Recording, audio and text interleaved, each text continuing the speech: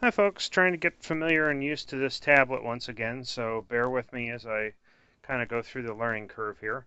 But essentially, if I draw a normal sinus rhythm, it'll look something similar to this.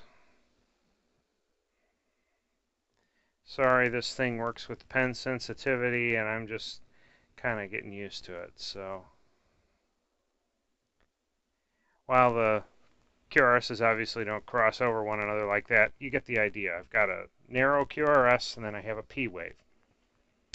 And if I were going to draw an example of a junctional rhythm on here, I'd have something that would look kind of like this, where the QRS, the P wave kind of just blurs right into the QRS like so.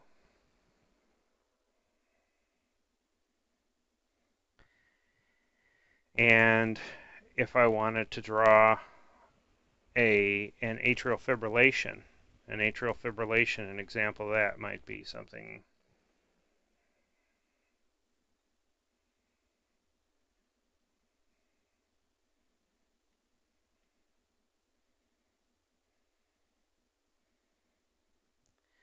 Another way that, of course, you can draw the junctional rhythms is to have absolutely no P waves.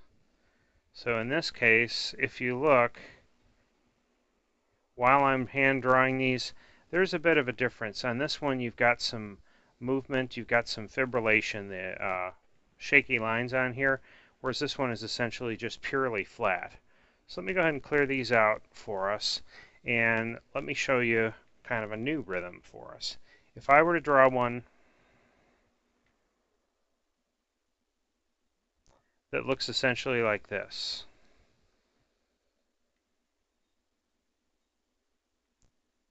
Gotta get a little bit bigger brush size here. All right, if I draw one that looks like this,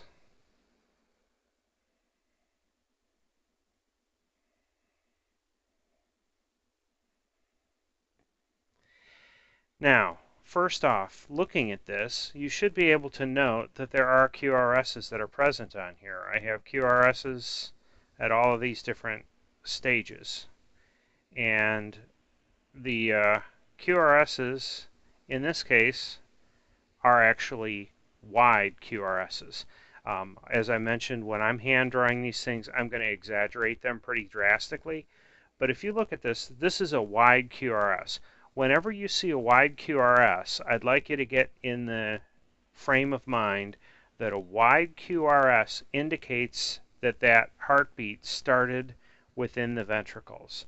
And that holds true unless you have a way to disprove this.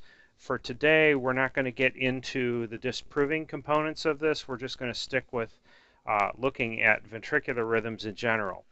But I have a wide QRS, so that wide QRS, you can't get the right and the left ventricle to work together quite as effectively. There's a bunch of different ways you can have that occur, but generally speaking, it's an indication that that beat generated somewhere down the ventricles. It just took longer for both the right and left side to get a signal. The signal didn't come from above as it does in the sinus rhythms, the atrial rhythms, and the junctional rhythms. So looking at this wide QRS, that tells me that this is ventricular until proven otherwise. I walk through this. QRS is wide. Do I have any P waves? And if you look, well, no, there's really not any P waves, certainly not consistent regular P waves. I don't see any flutter, I don't see any fibrillation, I don't see any P waves on here at all. So this is just purely the wide QRSs, so no P waves. The PR ratio then is that I have more QRSs than P waves. The PR interval is unable to obtain because I don't have any P waves. And the R to R in general on here, I suppose this one's a little wider than the others, but essentially this is about the same distance. Remember, I'm hand drawing on a tablet that I'm not as familiar with. So in this case, we have a regular R to R. Then I look at my rate and I determine my rate. Well, I've got a 1, 2, 3, 4, 5, 6. And if I told you it's 6-second strip, then that would be a rate of 60. If you remember how we worked with our junctional rhythms, first off, we determined what's the normal firing rate for the junctions. In this case, we're going to be working with the ventricles. So what is my normal firing rate for the ventricles? Paused for a second. Hopefully you remember that it's from 20 to 40. So if I have a heart rate between 20 and 40, and I have these wide QRSs, that's an indication it's ventricular, and it's the normal range for the ventricular, but we don't use the word normal unless it's normal sinus rhythm. And some folks that really need to get out a little more often, have too much time on their hand, weren't satisfied with just calling this ventricular rhythm, so they added a little step to it. And what they call this is actually called idioventricular rhythm.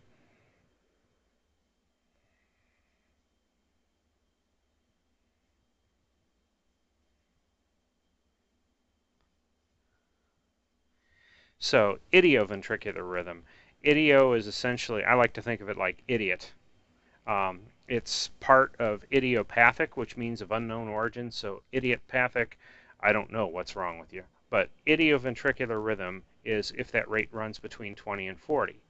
Now, what did we do for junctional rhythms when they were a little bit too fast? So if I go start around like the 41 mark and I go all the way on up to 99 or 100, I'll just put the 100 here for reference. But if I go all the way up to about 100, if you remember, we're not up to tachycardia yet. This is called accelerated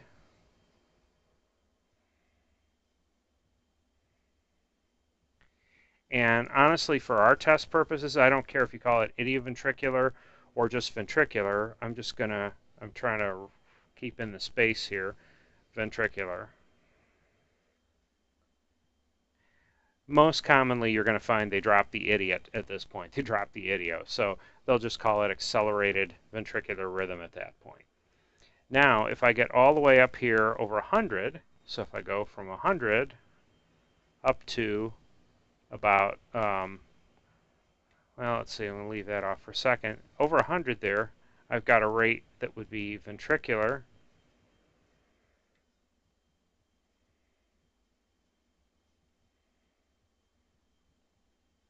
tachycardia.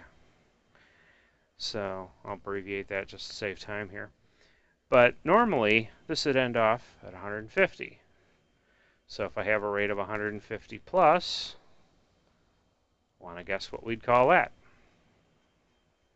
This is where I get my internet-based fishing pole and see what I can gather out of there. If you jumped in and said, oh, that's supraventricular tachycardia, unfortunately, nice guess, but you're wrong.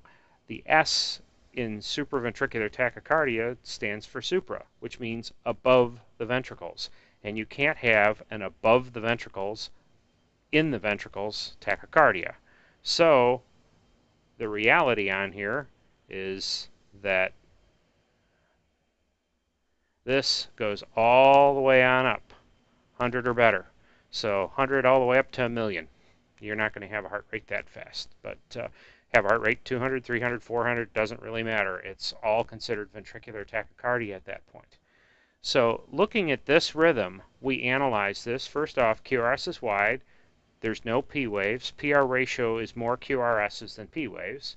PR interval is unable to obtain because there's no P waves. R to R is regular, though, and the rate was 60. So then looking at our rhythm here, wide QRSs indicate it's ventricular in origin, so we're going to call this accelerated ventricular rhythm. Now, if I do this, I'm going to end up, what if I get less than 20? So a heart rate of less than 20. Well, let's kind of think about how that's going to look. If I have a heart rate that's less than 20, it's like 10. So that's one complex. That's essentially what your heart rhythm is going to look like. The whole 6-second strip. Heart's just kind of sitting there once every 6 seconds. Bleh. Bleh. You're not getting much of anything. Bleh. Heart rates in the 30s and the 40s are not impossible by any means. Heart rates in the 20s are pushing it quite a bit. Heart rates less than 20, you're just not, this isn't really consistent with life. So this is essentially, I see dead people.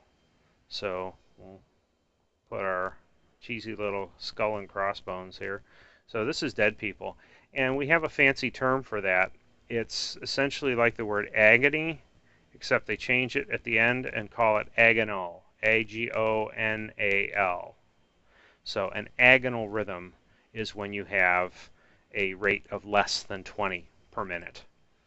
Agonal rhythms here, its that rate is less than 20. So ventricular bradycardia, if you were to say that, everybody knows what you mean, but they'll correct you right away and say, oh no, that's just an agonal rhythm. That person is basically all but dead. They're not effectively getting any blood circulation. Once every 6-8 seconds is not going to be enough to keep things moving. So agonal rhythms are when the rate's less than 20. And we can actually go one step further here, because with this one, this is where we catch the goose egg. If the rate is absolutely 0, well, we have a rhythm. And it doesn't have to be a perfect laser line. I can even draw a better straight line than that. But if you look, that's kind of got a gentle curve to it. That doesn't even have one complex. This one has one, so that's an agonal rhythm. That's got one little bleh.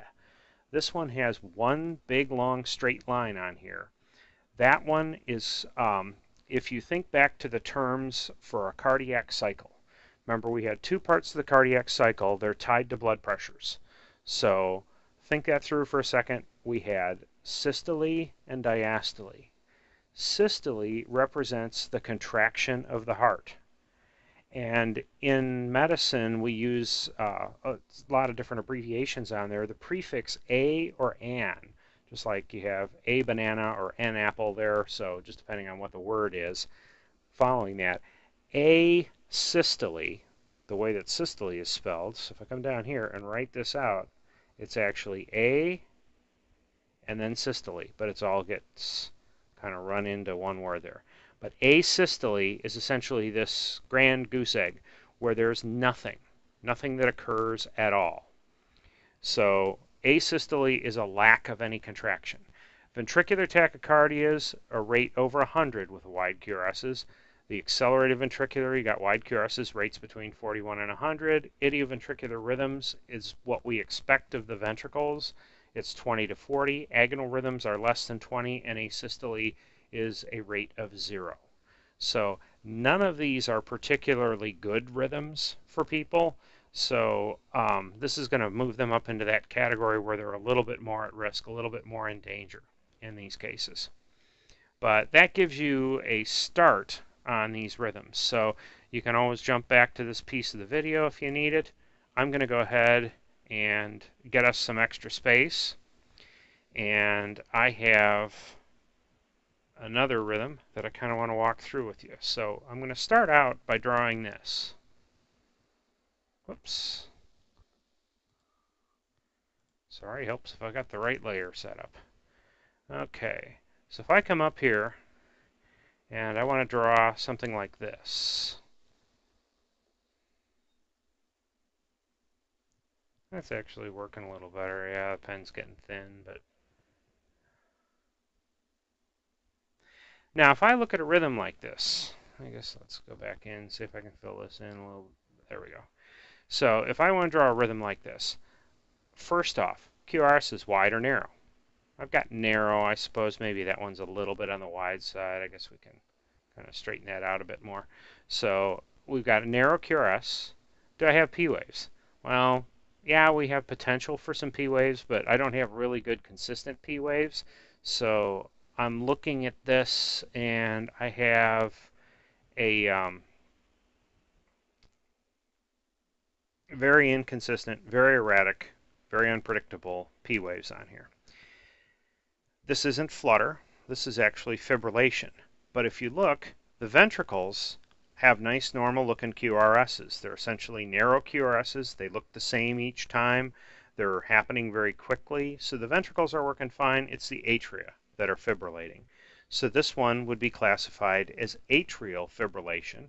Ventricles are working fine, but the atria are fibrillating. Now, if I came back and I were to draw a rhythm that looked kind of like this, and that is intentional. That is what your rhythm could potentially look like. So if I have this, it's kind of all over the map. You don't really know what to expect. Maybe it looks like there's one or two complexes kind of scattered in here someplace, but generally speaking, it's pretty much just garbage. This is the ventricles that are fibrillating. So this one is called ventricular fibrillation.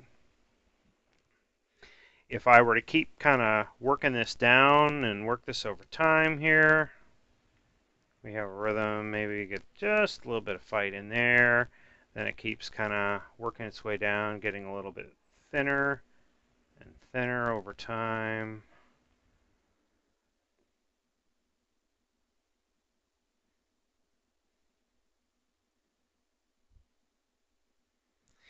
And normally I spread this out over a little bit more, so I'll take a bit of liberty. Actually, I suppose what I could do is I can squeak just one more in here where it's got some real random peaks. If you look at the beginning here, it almost looks like it's ventricular tachycardia. You can pretty much count that. 1, 2, 3, 4, 5, 6. Then there's one there, and then a couple smaller ones. There's a couple bigger ones, then a little bitty one. So it's getting more and more erratic. We're going to get into that more after the midterm, but essentially, if I start with this, if I were sitting in class and kind of grabbed at my chest and just my eyes started to roll back in my head, and then I just collapsed all of a sudden. Quite commonly, what causes that is the person's heart just loses track of what it's trying to do. And it can be caused by a whole bunch of different conditions. We'll get into this more after break. And like I said, I'll even go into a little bit of what the management would be on here. But essentially, right at that moment, the heart goes into a completely chaotic rhythm at this point. So I have, that's at 0 minutes. Here's at 2 minutes, 4, 6 minutes, 8 minutes, and 10 minutes later. So right at the beginning, my heart is fighting really hard to try and pump blood. It's not doing it very effectively, and it loses control real quick. After about 2 minutes, now the fight is starting to get lost, and I don't have quite as much regularity. At 4 minutes, the peaks aren't quite as big. I've only got a couple of little peaks in here, and then the rest of it's almost flat. Then by 6 and 8 minutes, I just see a little bit of fine fuzz on here. And finally at 10 minutes, I've got essentially a straight line. Well, up at the top here, this is ventricular fibrillation. This is when the heart is fibrillating, the entire heart. This is the ventricles that are fibrillating. This top one up here, probably should have done that in different color, but I'm going to circle this off so you've got this as separate. This one is atrial fibrillation. That could be somebody that's perfectly fine. There's really not much of anything wrong with them. These folks are dead for all intents and purposes. If you're talking to a patient, you're asking them questions, hey, how's it going? How you feeling? I got a little bit of pain in my chest or something, and you see this rhythm, and they keep talking to you for more than 3 seconds, well, it's time to go pick up the electrode that fell off that's laying on the floor that's stuck to the shirt, because you're not going to have somebody talking to you if they have this kind of a rhythm. And if they are, it's time to go out and get the shotgun with the silver bullets, because you're dealing with a zombie or a vampire or werewolf or something of that sort. And that only happens in the movies. So you're just not going to have this happen. So if you see this rhythm, the person's talking to you, then the electrodes are off or something's wrong with the monitor. If you've got somebody, though, that passes out on you and you see this on the monitor, this is very likely what's happening to the patient. So they've essentially just died right in front of you. And doing CPR, which we're going to be doing the week after the final, you can prolong these times. This is a normal person that's not getting any aid over a period of time in a normal temperature room. Really cold temperature can kind of delay this process somewhat as well. So hypothermia, really low temperatures there can help this. That doesn't mean drag somebody out in the snow if they collapse on you. That gets a whole lot more complicated than what it's worth in the time that we have to discuss this. But essentially, the idea of doing CPR, you can triple, quadruple, or just almost indefinitely prolong these if you're doing really high quality CPR. So that's what's so important now with teaching chest compressions. And whether or not you're doing the ventilations, you can get up to about the 5, 6, 7 minute mark without too much problem. No ventilations at all. After that point, yeah, it starts to diminish over time, but even circulating things around without reoxygenating is better than letting everything just sit in one place. The simple fact of having the blood continuing to circulate helps to spread out the mess that's being created here from a lack of oxygen. So good quality CPR, even just the chest compressions, can help dramatically. But what's going to need to happen is what's called a defibrillation. This is fibrillation. We want it to stop, so we want to defibrillate this person. Contrary to what you see often on TV, a defibrillation is not jump starting the heart. It doesn't make the heart do something from nothing. What it does is it actually stops the heart. It brings the heart to a complete and total stop. So if I catch the heart right at the onset, right when the person collapses, or even within 2 minutes of that time, there's a lot of fight left in that heart. That heart just lost control of the rhythm, and if I go in and hit them with the defibrillator, so you get the machine on, it'll say, um, analyzing patient, stand clear. And it goes through and it looks for this rhythm and it says, hey, you got ventricular fibrillation. So it's going to say, shock advised, stand clear of the patient. And then you hear the thing charge up, and when it's ready to go, it'll say, press orange button to deliver shock. Stand clear of patient. And just kind of remind you, and that's where I'm clear, you're clear, everybody's clear. Hit the button, and that will deliver a shock. You'll see them jump.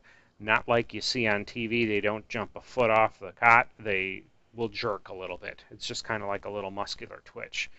It's visible. You'll see it, but they don't come flying up off the cot. So once that happens, one of two things will happen. If the heart has a lot of fight left in it, you might go right back into a normal sinus rhythm or into another much more preferred rhythm than VFib. Or it's possible, if whatever caused this in the first place is still looming around, if there was trauma or there was some other problems, another big major blood clot that caused a heart attack, something going on there that the heart can't get control, it's going to jump right back into ventricular fibrillation, and you have to kind of keep moving from there. Try some more CPR, give the patient a minute or two, and then it'll advise you to shock once again. And that's just kind of an ongoing process until you can get advanced care there. Obviously, if you have somebody that goes unresponsive and pulseless, you want to call for help right away, get 911 on the way. When we come in with the medics will arrive on the scene. That's one of our areas that we run just about the same as an emergency room would. We've got the same drugs to do this, and we have a chance to stabilize this patient. While you can slow this process down dramatically, we can actually reverse it in some cases through medications. So if we can figure out exactly what's going on with the patient, we might be able to give the right combination of medications that will move them back up. So if you catch them when they're at 6 or 7 minutes and they don't have a whole lot of fight left in the heart, doing good CPR keeps them there for us. But then when we get in and we can get some medications on board, we can move them back up into this 2 to 4 range. And if you've kept that brain perfused during that period of time, they may bounce right back. But essentially, if you give that shock within the first couple of minutes, I have seen this happen on multiple occasions. The patient will often wake back up, and they'll be awake and talking to you on the way to the hospital. I've had patients that have gone into cardiac arrest. They put them on the AED. People started CPR pretty much right away, and they defibrillated. And by the time we get there, the patient is awake and talking. In some cases, they're wanting to refuse.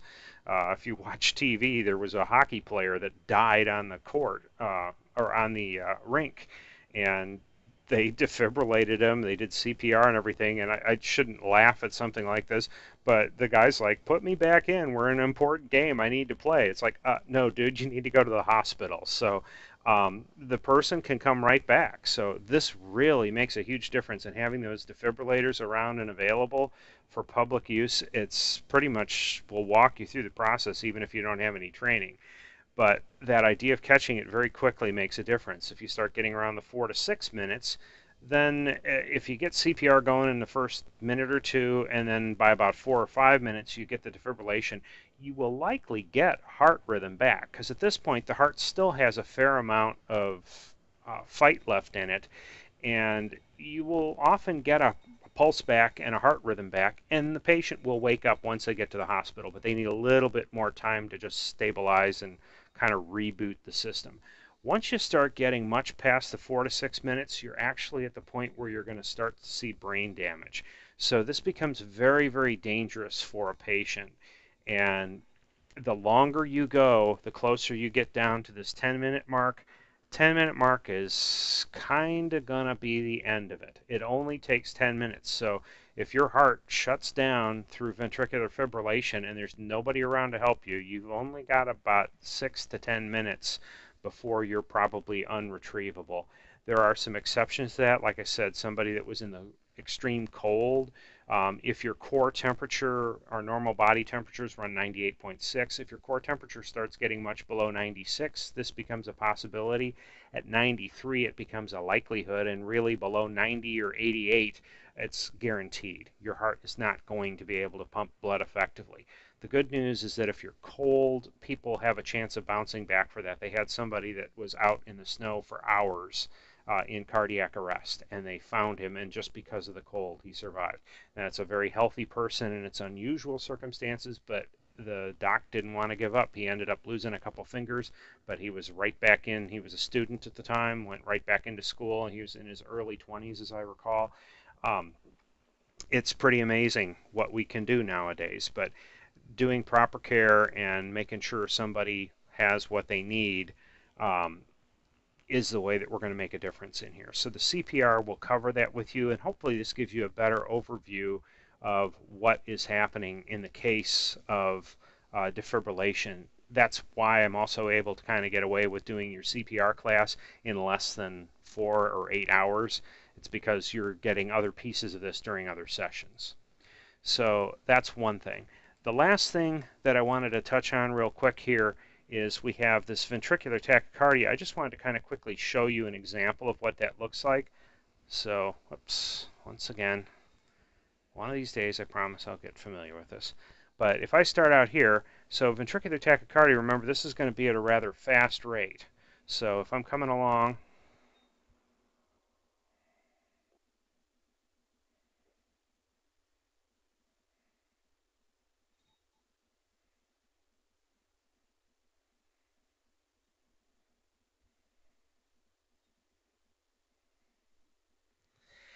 now I did this and I've got 20 complexes on here, so that's a rate of 200.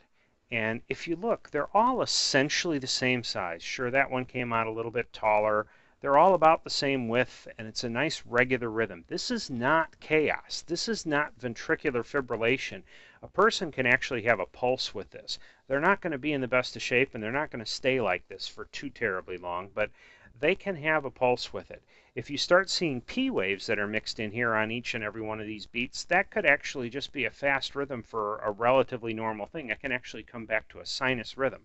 I'm not testing you on the midterm with sinus rhythms that have a wide QRS at this point, so don't worry about that yet. But we will get into that. So essentially, you want to take a look at the pattern. It's wide QRSs, and you remember a wide QRS indicates that it's ventricular in origin until proven otherwise.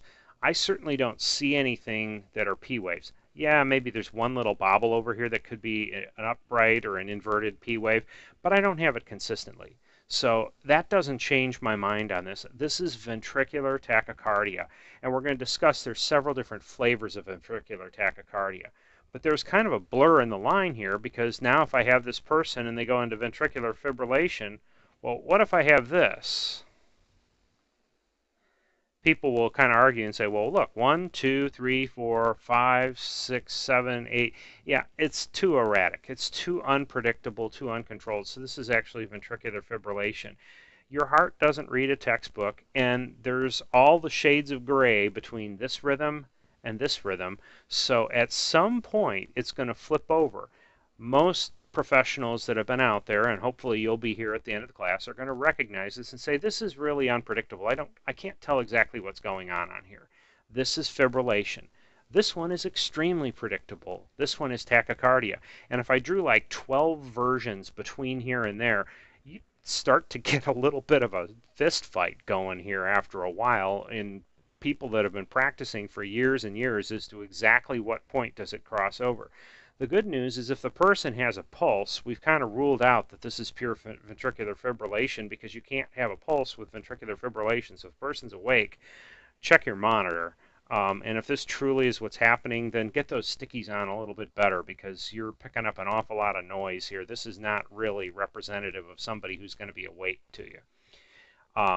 Likewise, if this person were dead, if there was no pulse, there's no breathing, and they're completely unresponsive, we treat this essentially the exact same way that we treat this rhythm in the initial phases. Now, if we can figure out why they got into here, once we get to the second or third round drug, we may give a slightly different choice of a drug in that case. But um, either way, there's very similar treatment between the two of these with these rapid heart rates when they don't have a pulse. And if they do have a pulse, then you've got some more time to kind of figure out what's happening. That is a rather quick and general overview of the ventricular rhythms here. But what I'd like you to make sure that you remember on here is, let's see, can I get rid of that? There we go. So if I come back to here, the key takeaways here for a ventricular rhythm is if I have a wide QRS and I don't have P waves to kind of change my mind, which I promise you on the midterm you won't, because we haven't discussed what happens if I have P waves with wide QRSs. So if you got wide QRSs, you won't have P waves with them. Then look at the rate and you can determine what the name of the rhythm is. 20 to 40 is idioventricular, a little bit faster. 41 to 100 is accelerated ventricular. 100 or better is ventricular tachycardia. Less than 20 is called agonal rhythm, and if it's a complete flat line up at the very top here, that's called asystole. Feel free to email me or text me if you have any questions, and I will see you soon for the midterm.